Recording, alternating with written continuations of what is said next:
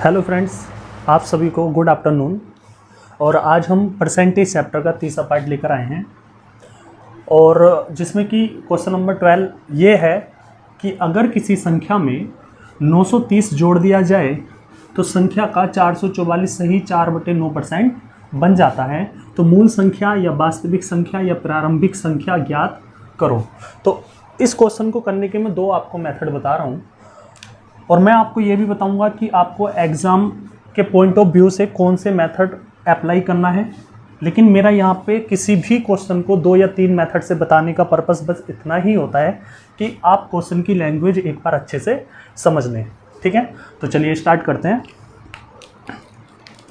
Question में बोला है कि अगर किसी संख्या में 930 जोड़ दिया जाए तो मान लेते हैं कि वो मूल संख्या क्या है। मूल संख्या मान लेते हैं कि वो क्या है, x है। x है किसी संख्या, कौन सी संख्या मानी, x में 930 जोड़ दिया जाए। x में हमने कितना जोड़ दिया, 930 जोड़ दिया जाए तो संख्या का मतलब x का 444 सही 4/9% बन जाता है। ये जुड़ने के बाद कितना बन जाता है, इस वाली संख्या का 444 सही 4/9% बन जाता है। ठीक है, तो पहला तरीका तो ये हो गया। इसको थोड़ा सा आगे सोल्व करेंगे तो यहाँ पे आ जाएगा x प्लस 930, यहाँ पर आ जाएगा x गुणा में 444 सही 4/9% की फ्रैक्शन वैल्यू कितनी होती है, इसको यहाँ पे निकाल लेंगे। 444 सही 4/9% की फ्रैक्शन वैल्यू कितनी होती है। मैंने आपको बताया था कि जब 100% से ज़्यादा की परसेंटेज वैल्यू हो और उसको हमें कन्वर्ट करना हो फ्रैक्शन वैल्यू में, तो उसको करने का तरीका ये होता है कि 400 को हम लिखेंगे अलग प्लस 44 होल 4/9% को लिखेंगे अलग। इसकी फ्रैक्शन वैल्यू होती है 4 और इसकी कितनी होती है 4/9। इसको थोड़ा सा सोल्व करेंगे, 9 चौक 36 और 4 40, 40/9। तो ओवरऑल यहाँ से क्या पता चला, यहाँ से ये पता चला कि 444 सही 4/9% की जो फ्रैक्शन वैल्यू होती है वो कितनी होती है, 40/9 होती है। कितनी होती है भाई, 40/9 होती है। इसको जब हम x की गुणा 40/9 से करेंगे तो इसको थोड़ा सा और जो अच्छे से लिखेंगे तो क्या लिखेंगे, 40x/9।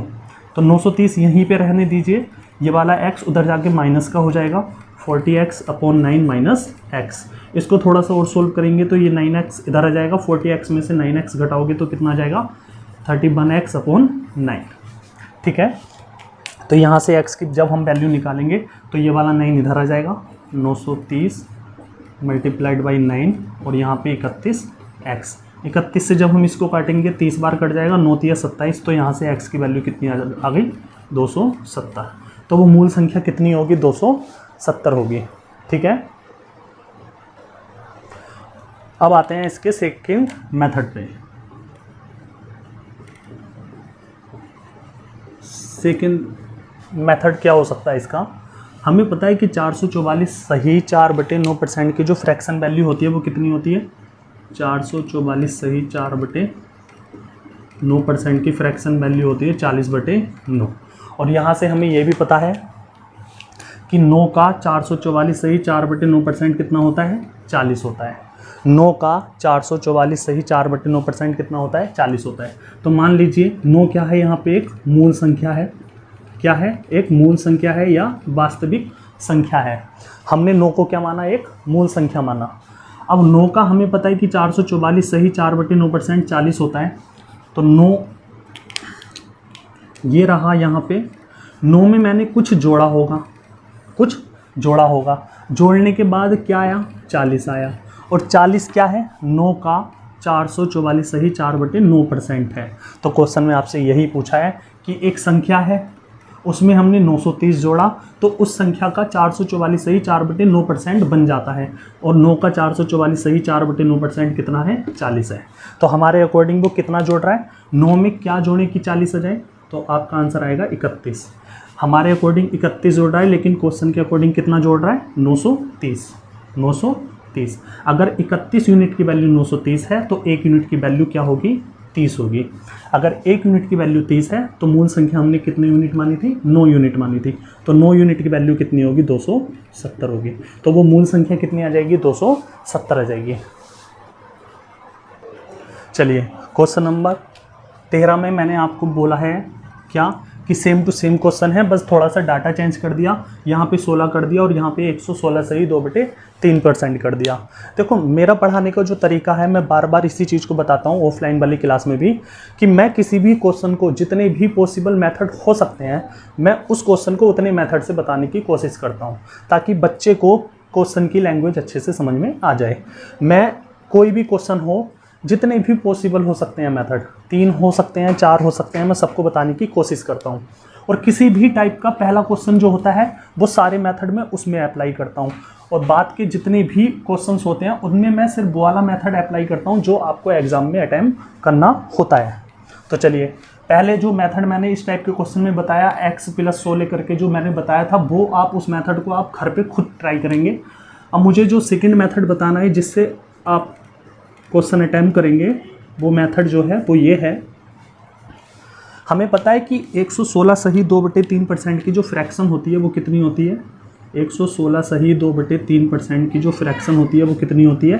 तो आप कहोगे 116 सही 2/3% को हम लिख सकते हैं 100% प्लस 16 सही 2/3%। हम लिख सकते हैं इसको 100% प्लस 16 सही 2/3%। ठीक है।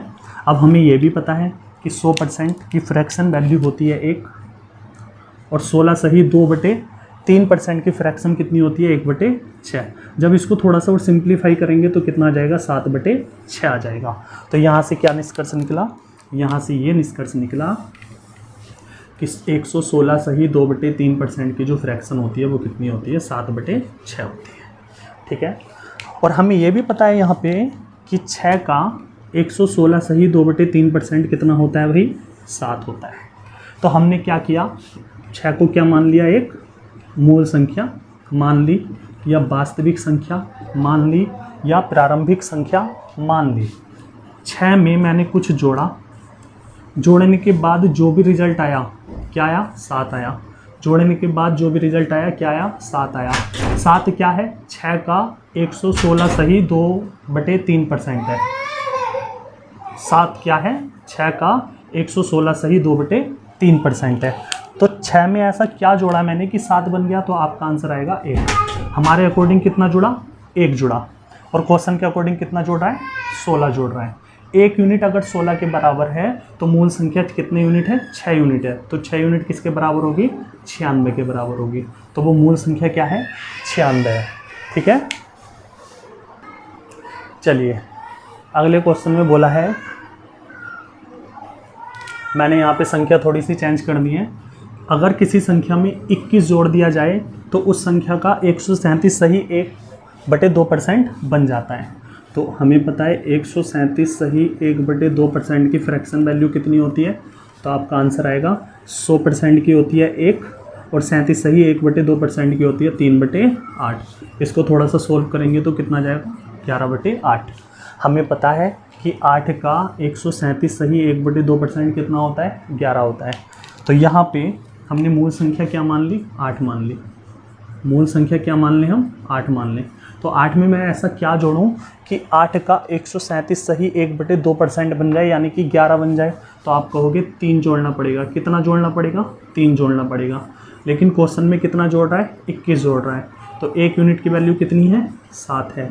मूल संख्या कितने यूनिट है 8 यूनिट है। तो मूल संख्या कितनी आ जाएगी 56 आ जाएगी। ठीक है। चलिए अब एक नए कंसेप्ट की तरफ चलते हैं।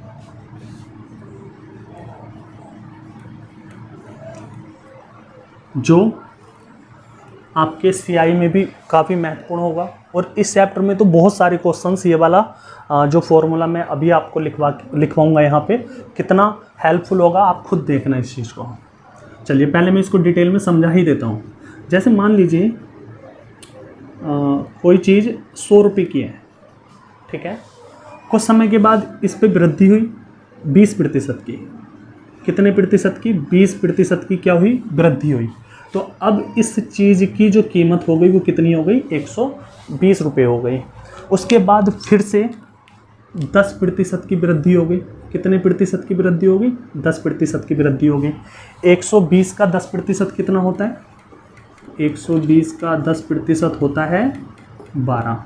इसका मतलब 12 रुपये की वृद्धि फिर हो गई। तो 120 में 12 जोड़ोगे तो कितना आ गया, 132। ठीक है, तो यहाँ से क्या पता चला कि अगर कोई राशि है और उसमें हम क्रमागत रूप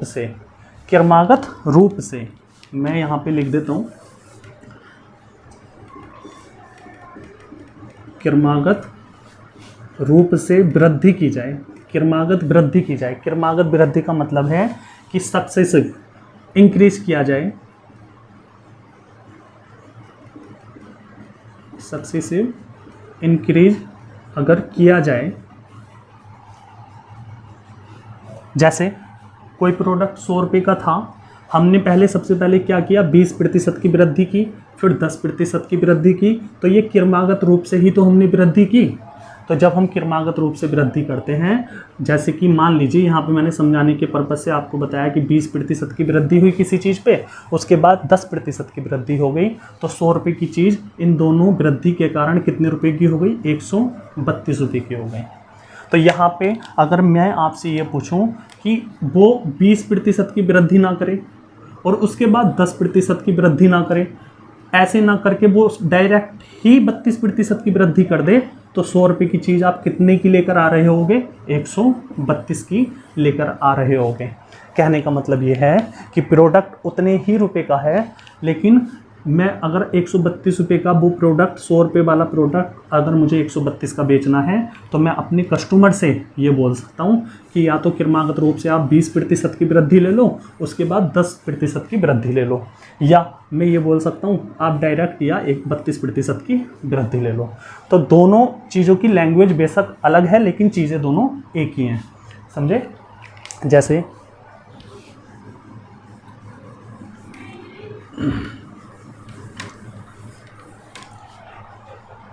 जैसे मान लीजिए कोई चीज़ है 100 रुपये की, पहले मैंने इस पे 50% की वृद्धि की, तो वो प्रोडक्ट कितने का हो गया, 150 का हो गया।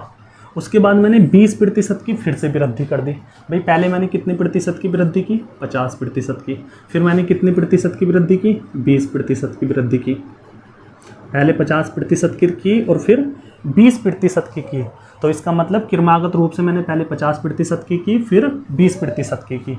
अब 150 रुपये में 20% की जब मैं वृद्धि करूँगा, तो 150 का 20% होता है 30 और एक्स्ट्रा में मिलेगा, मतलब अब प्रोडक्ट कितना का हो जाएगा, 180 का हो जाएगा। तो मैं इस चीज़ को ऐसे भी तो कह सकता हूँ कि या तो आप अपने प्रोडक्ट पे पहले 50% की वृद्धि करो, फिर 20% की वृद्धि करो, या मैं इसको ऐसे भी बोल सकता हूँ कि डायरेक्ट ही आप 80% की वृद्धि कर लो। तो क्रमागत रूप से 50% और 20% की वृद्धि का जो समतुल्य वृद्धि होती है, जो ओवरऑल वृद्धि आती है, वो कितनी आती है, 80 आती है। तो इसके लिए एक फॉर्मूला है, और फॉर्मूला ये है कि मान लीजिए पहले हमने x% की वृद्धि की क्रमागत रूप से, उसके बाद हमने 22% की वृद्धि की, 22% की वृद्धि की। जैसे यहाँ पे 50% की वृद्धि की, फिर 20% की वृद्धि की, तो समतुल्य वृद्धि जो आई वो कितनी आई, 80% आई। तो समतुल्य वृद्धि यहाँ पे निकालने का जो फॉर्मूला है वो कितना है, समतुल्य वृद्धि निकालने का जो फॉर्मूला है वो ये है, x plus by plus x by upon 100 प्रतिशत। ओवरऑल जो वृद्धि आएगी वो कितनी की आएगी, x plus by plus x by upon 100। चलो अब इसको सोल्व करके देख लेते हैं। जैसे समतुल्य क्रमागत वृद्धि जो हुई थी वो कितने की हुई थी, 50% की हुई थी और 20% की हुई थी। तो x की वैल्यू यहाँ पे 50 रखिए, बाई की 20, x की 50 बाई की 20 अपॉन में 100, 2 जीरो से 2 जीरो, ये हो गया 70 और 5 दूनी 10, तो ओवरऑल कितना आ गया, 80%। तो समतुल्य वृद्धि हम क्या कह सकते हैं, 80% आएगी। ठीक है। अब क्वेश्चन आपसे ये पूछा जाएगा कि बताइए क्रमागत वृद्धि की गई, पहले तो की गई 40% की, और फिर की गई 30% की। क्रमागत वृद्धि की गई किसी प्रोडक्ट पे 40% की और 30% की, तो आपसे पूछेगा कि बताइए ओवरऑल जो वृद्धि हुई वो कितने प्रतिशत की हुई, समतुल्य वृद्धि जो हुई वो कितने प्रतिशत की हुई। तो करने का तरीका मैंने आपको बताया कि x + y मतलब 40 + 30 प्लस x/100 मतलब 40 × 30 अपॉन में 100, 2 जीरो से 2 जीरो कट जाएंगे, ये हो गया 70 और ये हो गया 4 × 12। तो ओवरऑल जो वृद्धि होकर आई वो कितने परसेंट की आई, यहाँ पे ये परसेंटेज है, तो कितने परसेंट की आई, 82% की आई।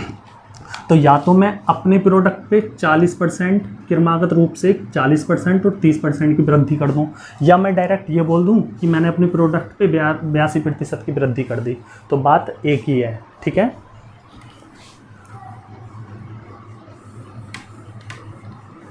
अब मान लीजिए मैं आपसे कहूं कि क्रमागत रूप से मैंने पहले 40% की क्या की, वृद्धि की, और फिर मैंने क्या किया, 30% की क्या की, कमी की।